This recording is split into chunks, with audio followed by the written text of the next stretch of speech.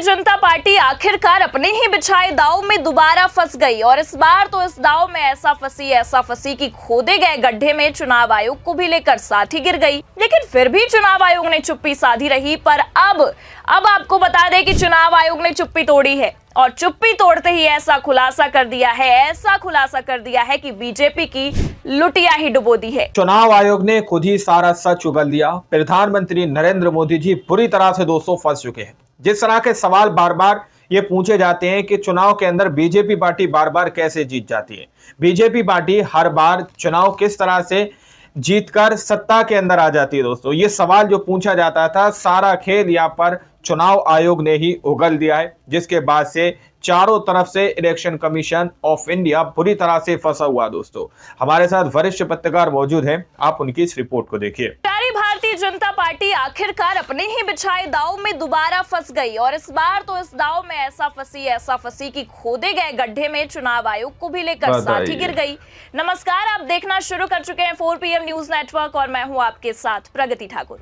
आखिरकार महाराष्ट्र चुनाव में हुई धांधली का पर्दाफाश हो ही गया, जिसने सारे चुनावी नियमों, सारी चुनावी प्रक्रिया की अब धज्जियां उड़ाकर रख दी हैं। जी हां, हरियाणा चुनाव में हुई धांधली की ये चिंगारी जब महाराष्ट्र में पहुंची तो आग का रूप ले चुकी थी और ये आग अब इतनी भयावह हो चुकी है कि इस आग की लपटें चुनाव आयोग के साथ साथ बीजेपी को भी अपने पाले में करती जा रही हैं। और भारतीय जनता पार्टी अब ऐसी फांस फंसी है कि इस फांस का अब कोई तोड़ नजर नहीं आ रहा है। पहले तो बीजेपी और चुनाव आयोग ने सोचा कि ऐसा खेला खेलकर आसानी से बचकर निकला जा सकता है, लेकिन इस बार ये पूरा का पूरा खेल ही उल्टा पड़ गया। पूरा खेल पहले से ही महाराष्ट्र चुनाव में हुई धांधली को लेकर विपक्ष महाराष्ट्र की जनता भी सड़कों पर आकर इस नतीजों का विरोध करती रही और चुनाव आयोग को कटघरे में खड़ा कर दिया। और महाराष्ट्र चुनाव में नतीजों को लेकर हुई धांधली का मामला सुप्रीम कोर्ट तक जा पहुंचा, लेकिन फिर भी चुनाव आयोग ने चुप्पी साधी रही। पर अब आपको बता दें कि चुनाव आयोग ने चुप्पी तोड़ी है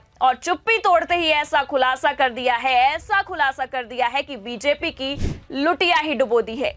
तो कैसे महाराष्ट्र चुनाव को लेकर बीजेपी ने सारी हदें पार कर दी थी और इसका खुलासा खुद चुनाव आयोग ने अपनी सफाई देकर कर दिया है, ये भी आपको बताएंगे। साथ ही चुनाव आयोग पर अपनी चुप्पी तोड़ना क्यों भारी पड़ गया है और इस धांधली का मामला सुप्रीम कोर्ट तक कैसे जा पहुंचा है, उस पर भी आएंगे। लेकिन उससे पहले आप ये खबर देख लीजिए। महाराष्ट्र रिजल्ट पर नाना पटोले का सवाल, वोटिंग खत्म होने के बाद कैसे बढ़ गए 7.83% वोट, चुनाव आयोग का डाका।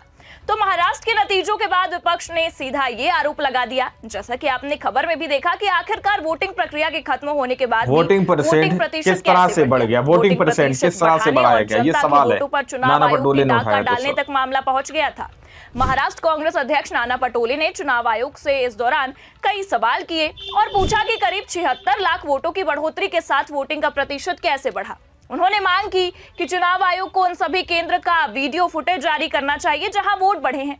लेकिन चुनाव आयोग भी बिना आला कमान की अनुमति के कैसे इतना बड़ा खुलासा कर सकता था। बात यहां तक पहुंची ही थी कि महाराष्ट्र में बवाल मच गया और उतने में ही खबर ये निकलकर सामने आ गई कि चुनाव आयोग ने तो अपने सारे नियम ही बदल डाले हैं। और वो भी आप सुन लीजिए, केंद्र सरकार के आदेश पर चुनाव आयोग ने अपने नियम बदल डाले। ये देखिए बकायदा खबर में निकलकर सामने आया। केंद्र और चुनाव आयोग ने इलेक्शन नियमों में बड़ा बदलाव किया है। इसके मुताबिक अब पोलिंग बूथ के सीसीटीवी फुटेज सार्वजनिक नहीं होंगे। कांग्रेस ने इस बदलाव पर आपत्ति भी जताई है।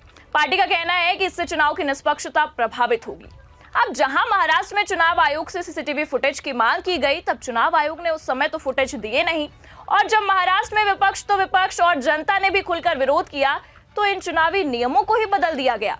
और चुनावी नियमों के बदलते ही विपक्ष भड़का है और इस कदर भड़का है कि मामला सुप्रीम कोर्ट तक जा पहुंचा है और कांग्रेस ने सुप्रीम कोर्ट में याचिका भी दायर कर दी है। लेकिन जब ये पूरा खेल सुप्रीम कोर्ट तक जा पहुंचा तो अब चुनाव आयोग ने चुप्पी तोड़ी है और ऐसी सफाई दी है इस मामले को लेकर कि जमकर फजीहत हो रही है। और बेचारे चुनाव आयोग के साथ साथ अब बीजेपी की भी हवाइयां उड़ती जा रही है। पहले आपको चुनाव आयोग ने क्या कुछ कहा है, इस मामले को लेकर क्या सफाई दी है, वो बताते हैं। फिर अपनी इस सफाई से कैसे चुनाव आयोग बेचारा फंस चुका है और विपक्ष ने सारा दूध का दूध और पानी का पानी कर दिया है, उस पर भी चर्चा होगी। लेकिन उससे पहले आप ये खबर देखिए। मतदाताओं को मनमाने ढंग से हटाया, महाराष्ट्र चुनाव में गड़बड़ी के आरोप पर ईसी ने कांग्रेस को दिया जवाब। तो कह सकते हैं कि इतने आरोपों, इतने सवालों के बाद अब चुनाव आयोग ने जवाब दे ही दिया है। क्या कुछ कहा है आगे देखिए। खबर में लिखा भी हुआ है, चुनाव आयोग ने स्पष्ट किया कि शाम 5 बजे तक दिए गए मतदान प्रतिशत के आंकड़े और रात 11:45 के अंतिम आंकड़ों की तुलना करना सही नहीं है। आयोग के अनुसार शाम 5 बजे के बाद कई मतदान केंद्रों पर वोटिंग जारी रहती है और इस दौरान डाले गए वोटों की गिनती प्रक्रिया का हिस्सा होती है। ये सामान्य प्रक्रिया है जिसमें अंतिम आंकड़े अपडेट होते रहते हैं। तो चुनाव आयोग ने ये सफाई विपक्ष के उन आरोपों पर दी है जिसमें विपक्ष ने पूछा था कि कैसे वोटिंग प्रक्रिया खत्म होने के बाद वोटिंग प्रतिशत बढ़ सकता है। और इतना ही नहीं, चुनाव आयोग पर चुनाव में निष्पक्षता और पारदर्शिता को लेकर भी कई सवाल खड़े हुए। इसे लेकर भी चुनाव आयोग ने सफाइयां दी है। देखिए खबर में आगे लिखा भी हुआ है, चुनाव आयोग ने कहा है कि महाराष्ट्र में मतदाता सूची तैयार करने में पूरी पारदर्शिता और नियम आधारित प्रक्रिया का पालन किया गया। उन्होंने ये भी बताया कि कांग्रेस के प्रतिनिधि इस प्रक्रिया में शामिल थे। आयोग ने कहा कि किसी भी निर्वाचन क्षेत्र में मतदाता जोड़ने या हटाने में अनियमितता नहीं पाई गई है। साथ ही वैधानिक फॉर्म 17C जो मतदान केंद्रों पर उपलब्ध होता है, ये सुनिश्चित करता है कि वास्तविक मतदान डेटा में कोई छेड़छाड़ न हो।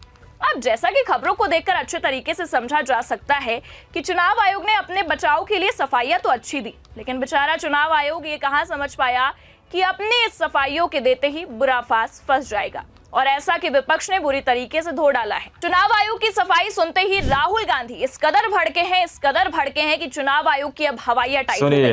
देखिए खबर में बकायदा निकल कर सामने सवाल भी बड़ा है। महाराष्ट्र चुनाव को लेकर राहुल गांधी ने इसी पर लगाया धांधली का आरोप, मतदाता सूची पर उठाए सवाल। अब राहुल गांधी ने सिरे से इलेक्शन कमीशन के इन सफाइयों को नकार दिया है और कई सवाल भी खड़े कर दिए हैं। देखिए खबर में आगे लिखा भी हुआ है, लोकसभा में विपक्ष के नेता राहुल गांधी ने महाराष्ट्र विधानसभा चुनाव में धांधली के गंभीर आरोप चुनाव आयोग पर लगाए। राहुल ने चुनाव आयोग की विश्वसनीयता पर सवाल उठाते हुए कहा कि लोकसभा चुनाव के बाद महाराष्ट्र की मतदाता सूची में भारी संख्या में नाम जोड़े गए। एएनआई की अगर सूत्रों की माने तो राहुल गांधी ने बेलगावी में कांग्रेस कार्य समिति की बैठक में कहा, मतदाता सूची में बड़ा बदलाव हुआ था।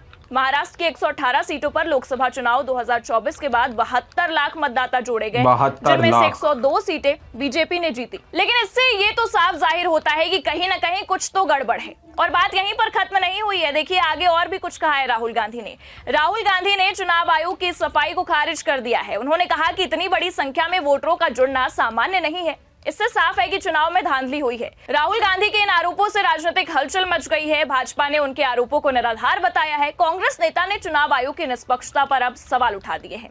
उन्होंने मांग की है कि इस मामले की जांच होनी ही चाहिए। विपक्ष दल भी राहुल गांधी के समर्थन में आ गया है। उन्होंने भी चुनाव में धांधली के आरोप लगाए हैं। अब जहां एक तरफ ये सब बयानबाजियों का दौर चल ही रहा था, उसी बीच पहले तो अचानक से चुनाव आयोग ने नियमों में बदलाव करके अपने ही पैर पर कुल्हाड़ी मार ली और उसके बाद सफाइयों में कोई पुख्ता सबूत भी नहीं दे पाए। तो मामला फिलहाल अब तूल पकड़ता नजर आ रहा है और चुनाव आयोग को बीजेपी का साथ देना भी भारी पड़ता जा रहा है। फिलहाल विपक्ष ने जांच की मांग कर दी है। पहले ही चुनावी नियमों में हुए बदलाव को लेकर याचिका सुप्रीम कोर्ट में दायर है। तो कहीं ना कहीं अंदाजा यही लगाया जा रहा है कि अब बड़ा बवाल होने ही वाला है। फिलहाल क्या होगा क्या नहीं होगा ये तो आने वाला वक्त और सुप्रीम कोर्ट का फैसला ही बता पाएगा। लेकिन इतना तो तय है कि अब इस सारे खेल का पर्दाफाश जल्द ही होने वाला है। फिलहाल आपको क्या लगता है पूरे मामले को लेकर अपनी राय कमेंट करके जरूर बताइए। खबर कैसी लगी लाइक और शेयर जरूर करिए। अगर आप चैनल पर नए हैं तो सब्सक्राइब करना भी मत भूलिए। देखते रहिए। दोस्तों आप लोगों ने इस वीडियो को शुरू से आखिर तक देखा।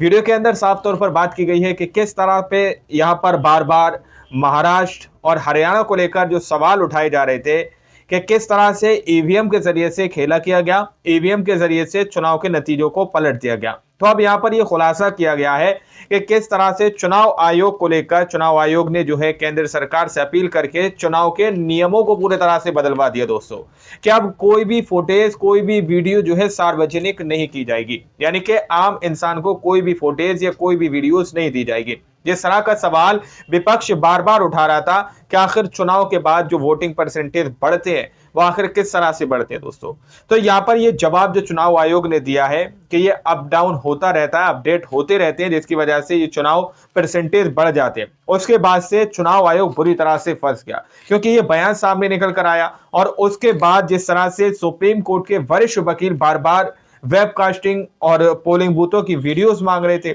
उसके बाद से ये नियम चेंज कर दिया गया कि अब पोलिंग बूथों की वीडियोस नहीं दी जाएंगी दोस्तों। तो अब सवाल जो है उठने लगे हैं और यहाँ पर दावा ये किया जा रहा है कि चुनाव आयोग ने जवाब देने के बाद भी कहीं ना कहीं चुनाव आयोग यहाँ पर फंसता हुआ नजर आ रहा है दोस्तों।